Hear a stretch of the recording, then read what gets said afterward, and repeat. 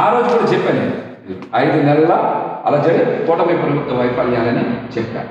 ఆ రోజు కూడా చెప్పాను, పవన్ కళ్యాణ్ గారు శేఖర్ అన్నిటి మీద కూడా ప్రత్యేకంగా మాట్లాడతానని. ఇవాళ మీరు అడిగారు గారు చెప్తున్నాను, ఉపాధి తీసేసి నువ్వు కాంట్రాక్టర్లకి డబ్బులు 40% ఇస్తే అసలు ఫస్ట్ నీ శాఖలో లోపాలని, మీ శాఖని అనిత గారు తీసుకుంటానని మాట్లాడితే మీరు ఊరుకునే వాళ్ళు ఈ పాటికి మళ్ళీ రోడ్డు మీద వచ్చేదో కారు ఎక్కేవాళ్ళు, పైన రోడ్డు మీద వచ్చేదో కారు పైకి ఎక్కేవాళ్ళు.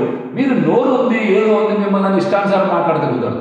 అనిత గారు ఒక్కళ్ళే బాధ్యత కాదు, ప్రభుత్వం అంటే అది అందరికీ ఉమ్మడి బాధ్యత.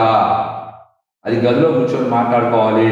పిఠాపురంలో ప్రశ్నించకపోవడం మీ తప్పు కదా, అనిత గారి తప్పేంటి? జనాల్లో ప్రశ్నించకపోవడం శిక్ష ఇవ్వడం మీ తప్పు కదా, అనిత గారు చెప్పడం ఏంటి? హోంశాఖ తీసుకుంటే మరోలా ఉంటుంది, ఏముంటుంది? మామూలుగా రేప్ చేసిన వాళ్ళని కేనింగ్ చేయండి, దత్తాలు కొట్టాలని చెప్తారు ఏంటి?